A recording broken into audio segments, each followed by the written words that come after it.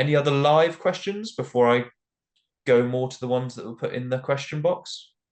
Yeah, I've got a couple. I mean, it's really interesting what you were saying about the whole foods and the processed, because it really feels like with the processed foods, I've noticed for myself, I'm like, oh, I really want this, I really fancy that, and then I start thinking, oh, it feels a bit like addictive. And there's the only time I've actually felt like satisfied eating is with a whole food when I've had a full plate of like homemade whole food.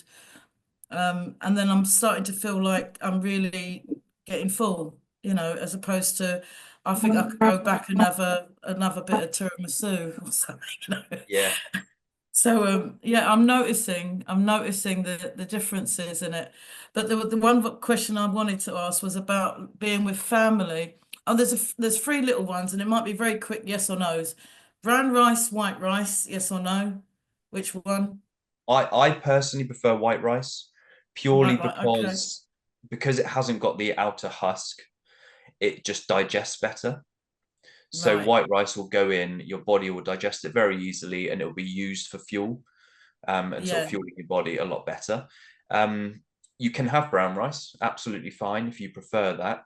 But I'm quite big on digestibility of foods. Yeah. I've worked with Yeah. a lot of people with IBS. I've had IBS myself in the past. So the digestibility of food is very important. Yeah. Um, and then sometimes people will bring up the glycemic index when it comes to the differences. But unless you're going to eat a bowl of white rice on its own, it Yeah. doesn't really matter. You're going to have it with a chili, so there's going to be protein, there's going to be fat, there's going to be fiber in there, which is going to Yeah. naturally slow down that digestion anyway. Yeah. So Yeah. Yeah. the Actually, glycemic no, that's index right. doesn't Because really I'm count there. because I'm sort of diabetic and I'm thinking, oh, it's got to be all brown rice now. It's got to be, and I'm thinking I don't really want to go too heavy on the brown rice. I know all the low GI stuff and all that, but I prefer white rice. And I think, yeah, I'm gonna be mixing it with something. I'm not sitting there and just having it. Yeah. Full fat milk or low fat milk. This is it depends on what your goals are. So I personally have full fat milk. There tends to be more like vitamins and minerals in there, and dairy has good fats in. But if Yeah, you're in a position where you're really trying to lose weight, you're on quite low calories, then you just weigh up whether the yeah, extra calories in whole milk is worth it, or yeah, could you use those calories on something else that you prefer? yeah, So yeah, I personally go whole milk, but it's a preference thing of where you are in your journey and what yeah. your diet plan looks like at that time. And the only other one is, and it's happening now in my life because I'm at my daughter's house on a bit of Easter holiday break. So and I haven't packed my weighing scales. I was like, oh, I bought my protein shake with me because I'm really happy with having that. But I wanted to ask family events and how to measure foods that you haven't weighed or counted calories for. Are you just eyeballing it or what? I mean, what's the best way of doing it? So when it comes to sort of social events and family events and that sort of thing, first of all, go to the school community, sign up to the 7 day free Kickstarter, because there is a guide in there about sort of handling social events and eating out. So, Yeah, what I would do if you've got a social event, so say you're going out for dinner and you know it's going to be sort of a big meal, you want to enjoy yourself, then what you want to do is something called calorie banking. So, right.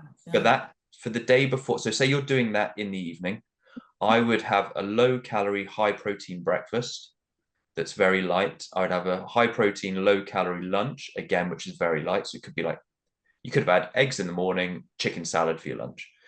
You will yeah, have yeah. saved quite a lot of calories that you can then Yes, push to the evening. And then if it's really going to be sort of like a fairly big, like a big rich meal, you can then the day before and day after just bring your calories down by 300, and then you've yeah, given yourself an extra 600 plus what you've pushed on that day for the evening, yeah, and that will yeah, account for it, because basically when you're trying to lose weight, you want to be in a calorie deficit on average consistently for the whole week and for weeks at a time. It's not Mm. just if you're not in a calorie deficit on a Saturday, then it's all ruined. Yeah, It's the yeah, average, basically. So yeah, there's different tools you can do, but yeah, calorie banking seems to work the best. And I would also say control. So if you're away, so say you're on holiday or you're somewhere else, I would control the meals you can control. So yeah, again, if your daughter's cooking like a family meal in the evening, you're going to eat what's cooked, basically.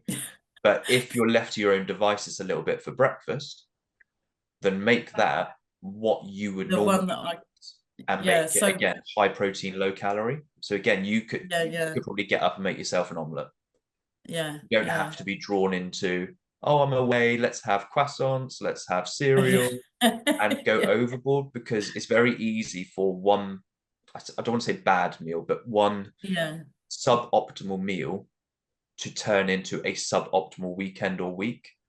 yeah, Whereas yeah, if you don't let that happen, you enjoy the big meals that you know are the big social ones that you want to really enjoy.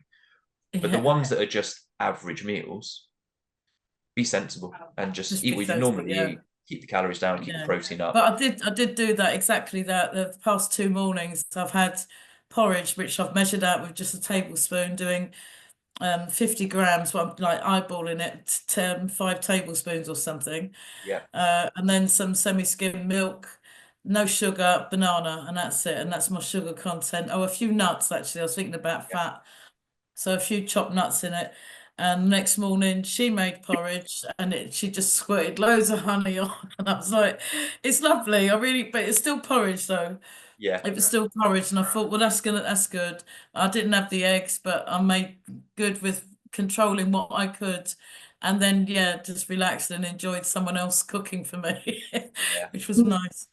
And keeping the protein high on the other Yeah, meals will help because you'll be less hungry yeah, as you go yeah, through. So if you start the day off with a good high protein breakfast, you're going to be less hungry as quickly.